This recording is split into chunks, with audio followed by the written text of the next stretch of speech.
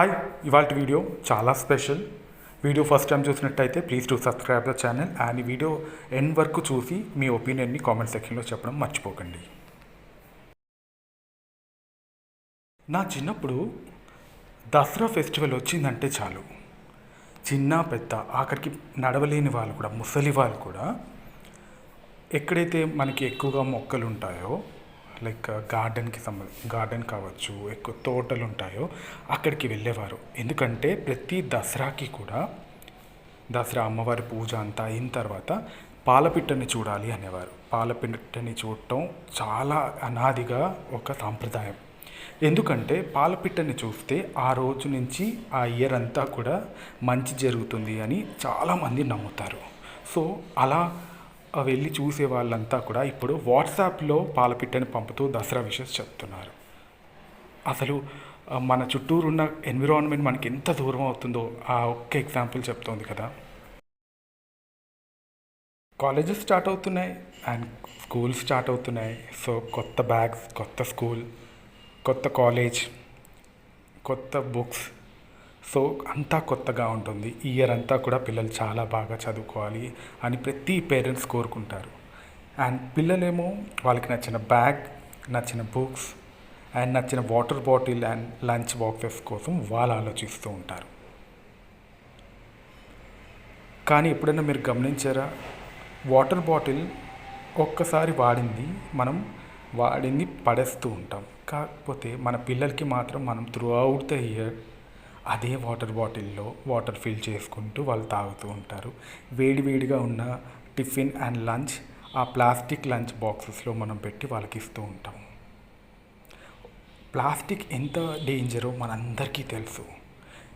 Bus journey, railway station, ప్రతి చోట water bottle ప్లాస్టిక్లోనే అమ్ముతారు. ఒక్కసారైనా ఆలోచించారా, స్టీల్ బాటిల్లో ఇప్పుడు కొంచెం ఎక్కువ ప్రైస్ ఉన్నా దాంట్లో మనం నచ్చిన ఇంట్లోనే వాటర్ ఫిల్ చేసుకుని వెళ్ళచ్చు. లేదా ఎక్కడైనా వాటర్ అవైలబుల్గా ఉంటే స్టీల్ బాటిల్లో వాటర్ ఫిల్ చేసుకుని పిల్లలకి ఇవ్వాలి అని, మంచి ఎడ్యుకేషన్తో పాటు మంచి హెల్త్ ఇవ్వాలి అనే ఆలోచన కూడా పేరెంట్స్కి ఉండాలనేది నా ఆలోచన. స్టీల్ బాటిల్స్ ఇప్పుడు ప్రతి సూపర్ మార్కెట్లో ఉంటుంది. మనం తీసుకుంటేనే వాళ్ళు కూడా డిమాండ్ అండ్ సప్లై లాగా ఏది ఎక్కువ డిమాండ్ ఉంటే అదే వాళ్ళు కూడా సప్లై చేస్తారు. గవర్నమెంట్ ఏదో ప్లాస్టిక్ కవర్స్ని బ్యాన్ చేయలేదు అనుకుంటాం, కానీ పెద్దవాళ్ళగా మనమే మారలేనప్పుడు చిన్నపిల్లల్ని ఏం చెప్తామండి.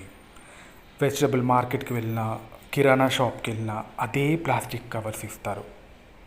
జూట్ కవర్స్ అండ్ క్లాత్తో ప్రిపేర్ చేసిన క్యారీ బ్యాగ్స్ మనం ఎంతమంది తీసుకువెళ్తున్నాము. తీసుకొచ్చిన ప్రతి ఫుడ్ ఐటమ్ని అదే ప్లాస్టిక్ కవర్స్లో అంటిల్ అది మొత్తం ఫినిష్ అయ్యే వరకు దాంట్లోనే ఉంచుతున్నాము. అది మనకే కాకుండా మన పిల్లలకి కూడా ఎంత హామ్ చేస్తుందో ఎందుకు ఆలోచించట్లేదు. Jute bags and carry bags చాలా వరకు ఇప్పుడు మార్కెట్లో ఉన్నాయి. మనం తీసుకోవడం స్టార్ట్ చేస్తే వాళ్ళు ఆటోమేటిక్గా సప్లై చేస్తారు. నాకు తెలియంది ఏంటంటే, మార్కెట్కి వెళ్ళాలన్నా, జిమ్కి వెళ్ళాలన్నా, పిల్లల్ని స్పోర్ట్స్కి ఏదైనా జాయిన్ చేయాలన్నా బండి మీదో కార్ మీదో తీసుకెళ్తూ ఉంటారు. కానీ మనం ఇంత కష్టపడుతోంది ఫిట్గా ఉండాలి, హెల్త్ కోసమే కదా. మరి అలాంటప్పుడు బై వాక్ ఎందుకు తీసుకెళ్ళరు? చుట్టూరున్న నేచర్ ఎలా ఉంది చూడొచ్చు. అసలు మన చుట్టూరున్న రోడ్స్ పరిస్థితి ఏంటి? ఎవరైనా తెలిసిన వాళ్ళు పలకరిస్తూ ఉంటారు. మనం వాళ్ళతో పాటు వెళ్తుంటే మనకి వాకింగ్ అయ్యి బీపీ రాకుండా ఉంటుంది, ఒబిసిటీ రాకుండా ఉంటుంది. పిల్లలకి కూడా అదో మంచి యాక్టివిటీలా ఉంటుంది కదా. అండ్ మాన్సూన్ స్టార్ట్ అయింది. మంచి ప్లేస్లో వాకింగ్ చేయాలి అంటే ముందుగా కావాల్సింది ప్లాన్స్. మాన్సూన్లో మీ పిల్లల పుట్టినరోజుకి కావచ్చు, మీకు కొంచెం ఎక్స్ట్రా ప్లేస్ ఉన్నా కూడా మొక్కలు పెంచడానికి ట్రై చేయండి. ఇవాళ నాటిన అదే మొక్క రేపు మీకు నీడనివ్వచ్చు, మంచి ఆక్సిజన్ ఇస్తుంది. కోవిడ్ టైంలో చూసుంటారు, ఆక్సిజన్ సిలిండర్ కోసం ఎంతమంది ఇబ్బంది పడ్డారు, ఎంతమంది ప్రాణాలు పోగొట్టుకున్నారు. ఒకే ఒక్క మొక్క, కనీసం ఒక క్రీపర్, ఆ తీగజాతి మొక్కలన్నా పెంచడానికి ట్రై చేయండి. మీకు మొక్కలకు సంబంధించిన ఎలాంటి ఇన్ఫర్మేషన్ కావాలన్నా నేను ఇస్తాను. సమ్మర్లో ఓవర్ హీట్ నుంచి మనకు కాపాడేది కూడా మొక్కలే. ఆక్సిజన్ ఇస్తూ పిల్లలకి రేపటి హెల్తీ లైఫ్ ఉండాలి, వాళ్ళ ఆరోగ్యం బాగుండాలి, వాళ్ళు ఎక్కువ రోజులు జీవించాలన్నా కూడా మొక్కలు మన చుట్టూరు ఉండాల్సిందే. కొంతమంది నాకు అర్థం కాదు, వర్షం పడగానే ఫ్లూ వచ్చేస్తుంది, ఫీవర్ వచ్చేస్తుందని చాలా కంగారు పడిపోతూ ఉంటారు. రకరకాల వైరల్ ఫీవర్స్ వచ్చేస్తాయని వాళ్ళు భయపడుతూ వాళ్ళ పిల్లల్ని కూడా భయపెడుతూ అసలు వర్షంలోకే వెళ్ళనివ్వరు. కానీ మనం కూడా మన చిన్నప్పుడు ఆ వర్షంలోనే కదా ఆడుకున్నాం. అలా ఆడుకోవడం వల్లే కదా మనకి నేచర్ అంటే ఏంటో తెలిసింది. మరి మన పిల్లలకి ఎందుకు అలాంటి ఎన్విరాన్మెంట్ ఇవ్వాలని మనం ఆలోచించట్లేదు? వాటర్లో ఆడుకోవడం, ఆ పడవలు తయారు చేయడం, పిల్లలతో పాటు మనము ఆడుకుంటేనే కదా వాళ్ళకి ఒక హెల్తీ లైఫ్ ఇచ్చినట్టు అవుతుంది.